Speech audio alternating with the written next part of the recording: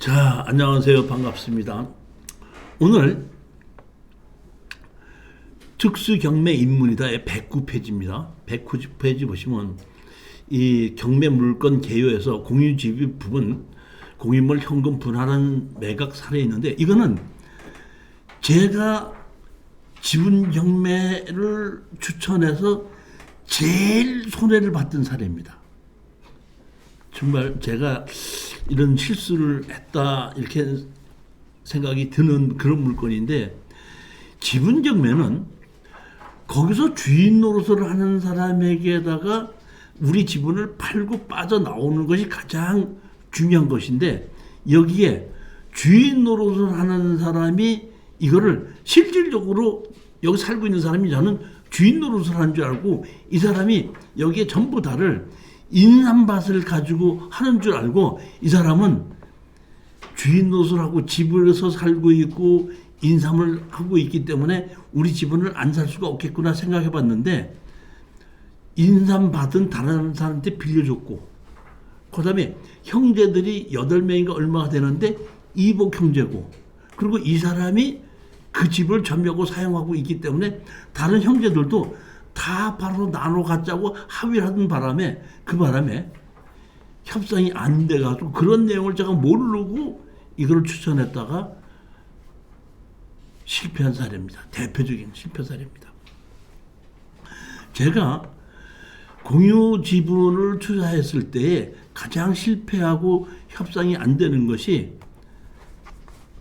이복 형제들이 끼어져 있을 땐 절대 협상이 안 되더라고요. 어차피 이복 형제들끼리 다투고 있더라고요. 그래서 이복 형제들끼리 가치 상속을 갖고 있을 때는 무조건 협상이 안 돼갖고 저걸 내보내야 되는데 못 내보내갖고 난리치고 있는데, 한 사람께 지분이 경매로 나서 다 팔아서 나누자면 다 좋다고 그래요. 그런 것이 대부분이다 이러입니다. 제가 이걸 처음부터 권리 분석을 잘못한 겁니다. 그래서 이거는 보면 이런 땅에 인삼밭을 이렇게 짓고 있고, 그 다음에 이 사람이 여기서 살고 있기 때문에 저는 인삼밭을 경영하기 때문에 그대로 몇 년 동안 경영을 해야 된다고 봤고, 이 집을 차지하고 있기 때문에 이 여기에 있는 살고 있는 사람이 무조건 협상할 줄 알았는데 그렇지가 않더랍니다. 여기 오영 누구라는 사람이 여기 오게끔 되면 누구죠? 50년생인가 이렇게 되는데, 자, 충청남도 서산시 부성면 강수리 63분의 9, 이 제가 70%가 떨어진 거를 보면은 6,800인데, 이것이 뭐냐면은 지분이 있기 때문에 감정을 좀 낮춰서 했던 건가, 아마 그럴 걸로 제가 알고 있는데, 이거 보면 우리가 얼마의 낙찰을 받았죠? 84%의 낙찰을 받았죠. 이것도 제가 보면 이 지분 이런 경우에 49%까지 떨어졌을 때 하는 건데, 이것도 내가 실수했던 겁니다. 농림지역에 있고 전부 다 강제 경매로 해서 내가 보니까 얼마?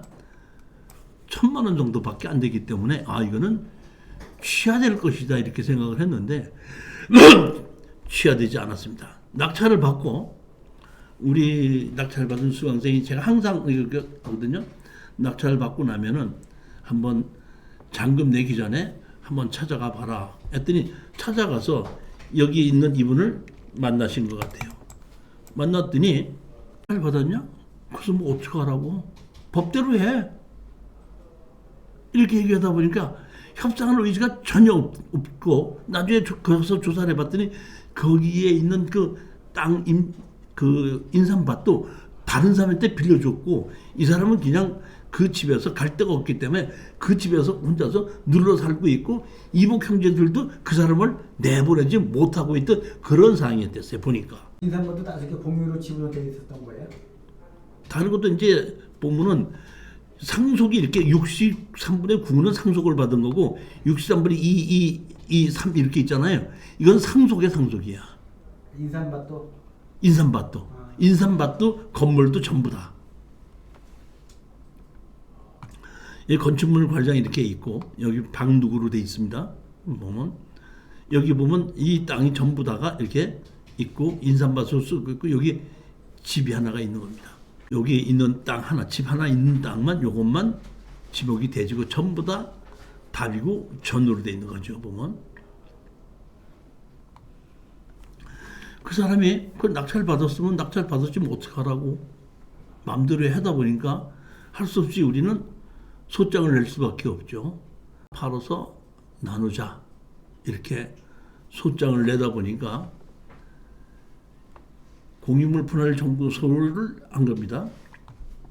제가 소송을 내보면 다 똑같지가 않고 판사님들에 따라서 조금씩 다르게 하는데 제가 여러 가지 이런 소송을 했을 때 성문명 준비 명령을 낸 거 이게 처음입니다. 이게 처음입니다. 이 성문 명령이라는 것이 제가 변호사한테 가서 물어봤더니 그 변호사가 이제 이런 성문 명령 할 때 따로 물어보고 뭐 하는 것이 있다 이런 얘기를 내가 들었습니다. 그런데 여기서 성문 이렇게 다 팔아서 했더니 성문 명령을 했는데 자 성문 명령은 원고와 피고한테 다 보냈습니다. 자 성명 준비 사항이 이렇게 돼 있죠. 당사자들 사이에 공유물 분할에 관한 협의가 이루어지지 않아 공유물 분할 소송이 제기된 경우 법원은 적정한 방법으로 공유물을 분할해야 하므로 원고의 청구를 기각할 수 없습니다. 그러니까 무조건 해줘야 된다 이런 얘기입니다. 그런데 당사자 간 사이에 조정 화해가 이루어지지 아니하는 경우에는 판결로서 원칙적으로 현물이 분할이 되고 외외적으로 경매로 매각하고 지분 비율에 따라 대금을 분할할 수 있습니다. 그러니까 분할을 해달라면 분할해주는 게 원칙인데 현물로 분할하는 것이 원칙인데 현물로 분할할 수 없거나 협의가 이루어지지 않았을 때는 대금으로 분할하는 방법이다. 다 팔아서 현금으로 분할하는 방법도 있다. 이거를 설명해 놓고 그 다음에 원고 성명사항 우리 원고입니다. 원고는 이 사건 부동산을 대금 분할할 것을 청구했으나 현물 분할이 불가능한 경우에만 대금 분할이 가능합니다. 원고는 이 사건 부동산 현물 분할이 불가능한 사정에 대해 주장하고 입증해 하십시오 하고 성문상을 보낸 겁니다. 두 번째, 처음에는 못 모르고 이 지료를 청구를 했는데 우리가 건물도 같이 낙찰을 받았지 않습니까? 건물도 같이 낙찰을 받은 사람의 입장에서는 건물을 사용하고 있는 부분에 대한 걸 할 수 있어도 토지에 대한 것을 잘못했고 여기에 그 감정 신청을 하라는 바람에 그 지료를 가지고 감정 신청 비용이 안 나올 것 같더라고요. 그래서 제가 할 수 없이 이 감정 신청은 그 넓은 땅 중에서 불법으로 사용하고 있는 건물이 어디 있는지 지정해서 감정 신청을 하라는 바람에 이건 감정 신청은 제가 사실은 철회해 버렸어요. 그 다음에 피고들의 성명사항입니다. 원고는 피고들은 소장을 송달받고도 아무런 답변을 하지 않았습니다. 피고들이 바라는 공유물 분할 방법을 밝히시고 원고의 지분을 매수할 인사가 있는지도 밝히시 바랍니다. 위 원고는 피고들에게 이 사건 지상 미등기 무허가 건물이 철거하고 있으며 위 건물들을 신축한 시기와 건물의 소유자 현재 이행 상태에 대해 밝혀주십시오. 사실 보게끔 되면은 그러니까 이런 경우에 조정으로 해놓고 조정해서 물어보고 얘기하게끔 만드는데 이건 판사님 조정을 하지 않고 성명사항으로 해서 저기 법정을 하지 않고 이걸 가지고 그대로 답변을 하게끔 하고 이 답변을 가지고 그냥 판결을 내리는 건데 성명사항을 이렇게 하는 것도 있다는 걸 내가 이때 알았습니다. 제가 이 공유물 분할 청구 소송을 그동안 한 80건 이상을 했던 걸로 기억하는데 그 7, 80번 이상 한 것 중에서 성명사항을 제출하라는 것은 이 판사님 처음이에요. 그리고 지금도 아직까지 그 성명사항을 제출하라고 한 것은 아직까지 없습니다. 지분권자들이 답변을 한 겁니다. 위 사건 최종 협의 3명입니다. 오 누구 외 3명은 위 사건으로 엄청난 정신적 스트레스를 시달렸습니다. 다시 말하면 오 누구 3명, 4명은 제가 보기에는 그 이복 형제가 아니고 같은 형제고 또 나머지 몇 형제가 이복 형제가 있는 것 같아요. 이게 다 올리지 않았는데 보게끔 되면 위 사건으로 엄청난 정신적 스트레스를 받았습니다. 그래요. 최적 협의한 바 누구의 3명은 본 사건과 관련된 부분을 전량 처분하여 현물 분할할 것을 요구합니다. 여기 먼저 번에 제출한 그 답변서에 보게끔 되면 그 사람 혼자서 다 독단적으로 사용하고 있고 독단적으로 모르는 걸 다 하고 있다. 그래서 우리로서는 너무 우리가 이런 걸 뭐라고 하지를 못하겠다 이런 답변서도 있었어요. 근데 마지막 답변서는 보게끔 되면 여기 4명은 다 팔아서 나누자고 하는데 합의한다. 이렇게 되다 보니까 한 8명 중에서 우리까지 하게끔 되면 5명이 다 팔아서 나누자고 합의한다고 하니까 이 제출한 걸 답변서를 제출한 걸 보고 판사님이 그냥 다 팔아서 나누라고 판결문을 내려줬기 때문에 이 소송은 사실은 법정에 한번 가지 않고 그냥 끝난 겁니다. 판결 하고 어떤다? 부동산을 경매에 붙여 그 대금의 경매 비용을 공제한 나머지 돈을 원고 표대 별지 지분 목록 기재 각 비율로 분배한다. 이렇게 돼서 이거를 전부 다 현물로 분할하게끔 됐는데 현물로 분할하자 보니까 이 보면 감정 가격이 보면 3억 8,500으로 돼가지고 4억에서 변경됐다 3억 5천 돼갖고 쭉 해갖고 지금 얼마로 떨어졌어요? 2억 5,200으로 떠서 감정 가격이 얼마로 낙찰받았죠? 62점. 우리는 아까 감정 가격이 얼마? 82%. 실패의 원인은 뭐냐면은 지분 연매에서 원칙은 주인 노릇을 하는 사람이 우리 지분을 다시 사주길 바라는 겁니다. 근데 제가 여기 여기 살고 있는 사람이 인삼재배를 그대로 하는 줄 알고 인삼재배는 다 5, 6년이 걸리잖아요. 그렇기 때문에 이 사람이 다시 살 거라고 생각했고 그 이유는 1,000만 원의 강제경매이기 때문에 1,000만 원 정도는 갚아서 취할 수도 있지 않겠나 이런 싶은 생각이었는데 그것이 이보경제권이가 취하시킬 것도 없고 여기 살고 있는 사람도 자기도 농사를 안 짓고 이러다 보니까 얼마든지 다 팔아서 나는데 동의한다. 마음대로 해라. 이렇게 되다 보니까 예전에도 한번 이런 경우도 있었어요. 보면 그 당시도 그 상속이 있고 상속이 있었는데 이제 이것도 얼마가 되지 않아서 제가 낙찰을 받고 협상을 하려고 그랬더니 아니 아니라 상속자가 연락이 왔더라고요. 얼마에 팔겠느냐고. 그래서 얼마에 팔겠다 해서 우리가 감정가보다 얼마나 싸게 좀 팔겠다고 얘기했더니 그때 그분의 답변은 작은아버지가 살고는 계시는데 그 집에 그러니까 상속자들이 많이 있고 작은아버지는 그대로 살고 있는데 그 상속자들이 작은아버지를 나가라고 하지 못하는 거 아닙니까? 그럼 그 돈을 대신 물어주더라도 작은아버지를 나가지 못하고 작은아버지가 살 때까지 그대로 둬야 되지 않습니까? 그러니까 그 사람들은 여유가 있는 사람이기 때문에 그 집을 다시 살 수가 있는데 산다고 하더라도 작은아버지가 돌아가실 때까지 그대로 보낼 수가 없잖아요. 친인척 관계에서.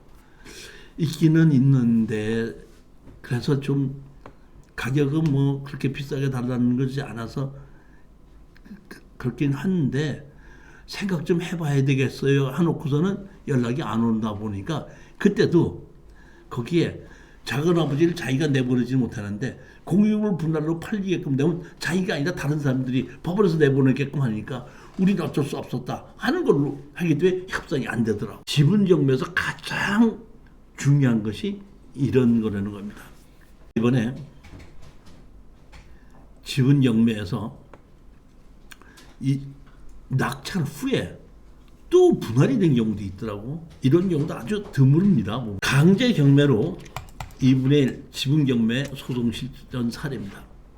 여기 보면 토지 지분 매각했는데 2분의 1 지분 매각인데 이거는 9,500에 시작해서 4,600까지 떨어진 거를 5,200에 낙찰 받았으니까 55%에 샀기 때문에 어느 정도 괜찮은 가격이고 여주시 강천면이기 때문에 이 여주의 땅값이 상당히 많이 올라가는 시기였습니다. 여주의 땅값이 많이 올라가는 이유는 여기 보게끔 되면 지금 2017년인데 제일 먼저 평창올림픽이 동계올림픽이 1차 안 되다가 2차 돼갖고 제2 영동고속도로를 만들었죠. 그러니까 거기 여주 인터체인지가 만들어지고 제2영동 고속도로가 또 지나가게끔 되고 북여주 위로 지나가게끔 됩니다.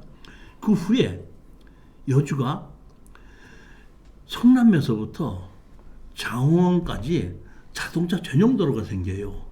그러다 보니까 또 여주에서 진출하는 것이 서울까지 진입하는 게 아주 가까워져요. 그러니까 고속도로가 아니니까 자동차 전용 도로도 있으니까. 그 다음에 내륙간 고속도로가 지금 양평까지 올라가 있죠.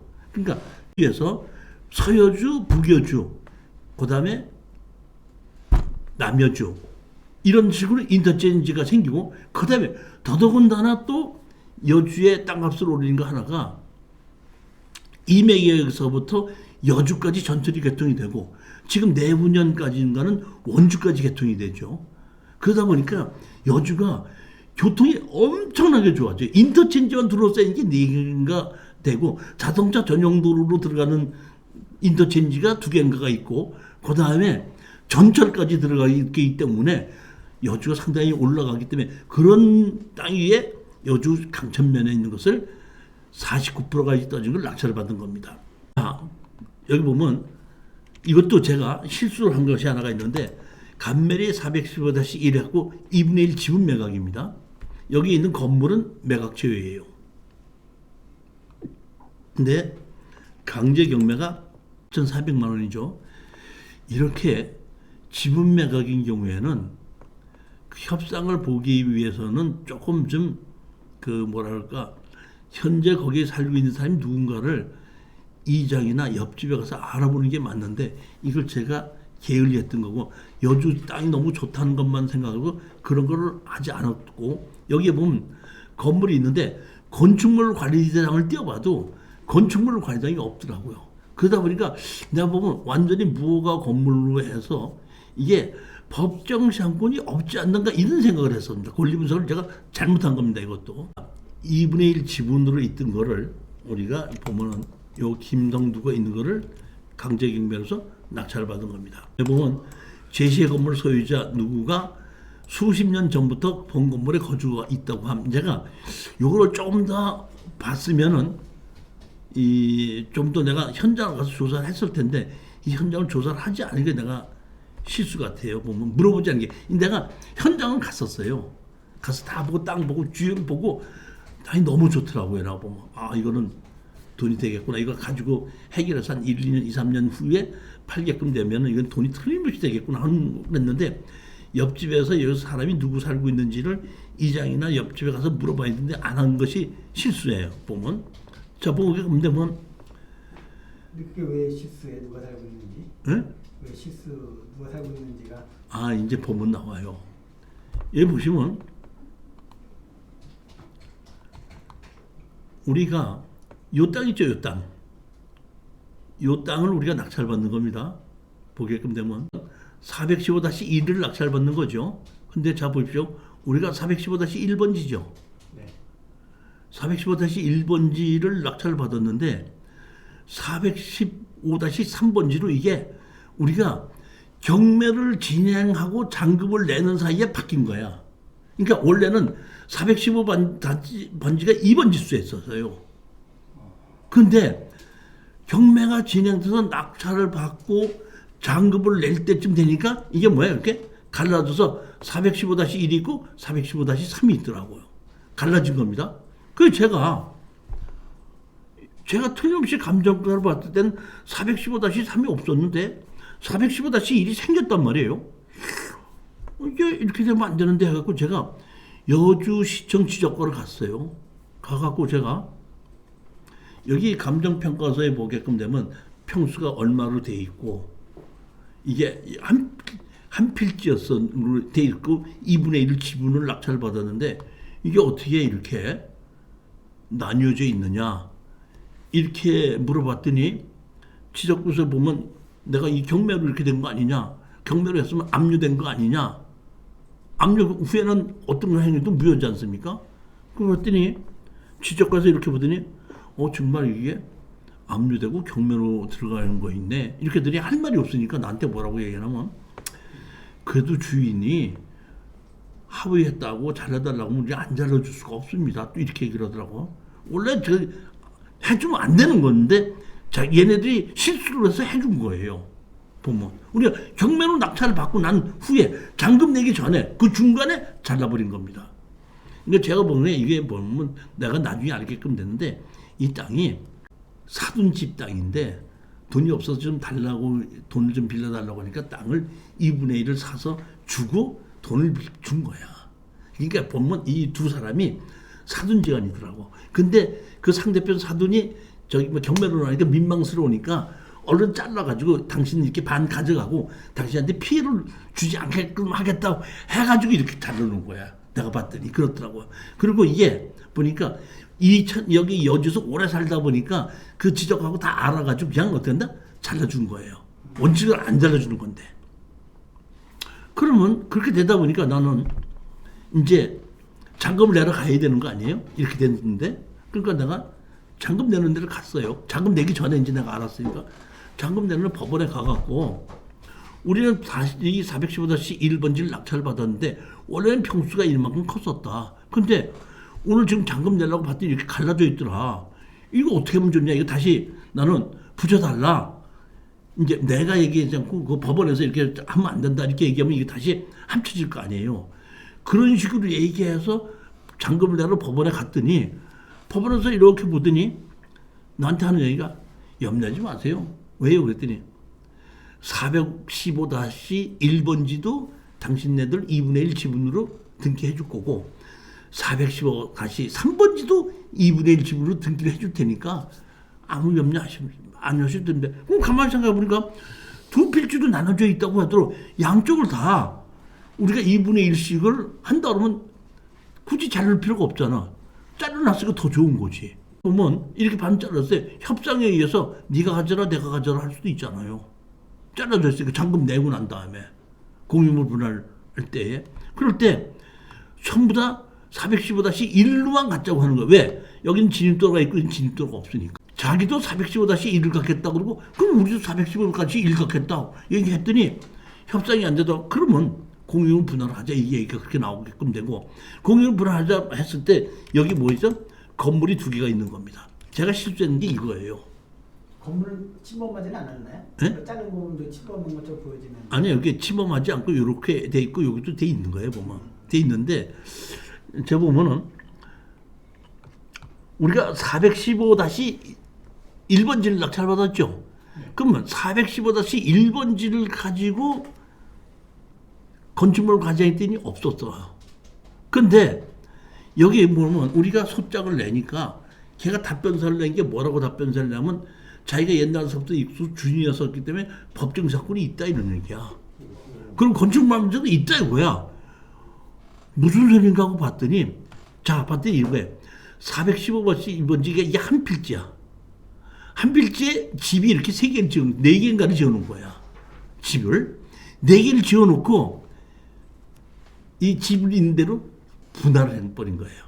그러니까 분할을 했으면은 415번지에 있던 건축물 관리장이 있던 건 415 그대로 내버려 두고 415-1로 분할이 됐을 때는 건축물 관리장에 있는 번지수를 415-1로 바꿔야 되는데 415-1로 바꾸지 않고 건축물 관리장은 전부 다 415번지로 그대로 있는 거예요. 이렇게.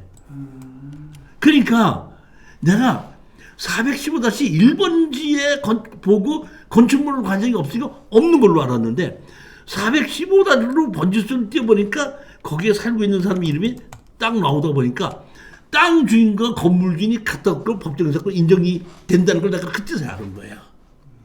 물론 법정 사건이 인정된다고 해서 거기에 대해서 뭐 우리가 문제될 건 큰 문제가 될 건 없습니다. 그럼 됐는데 문제는 그 다음에 생긴 거예요.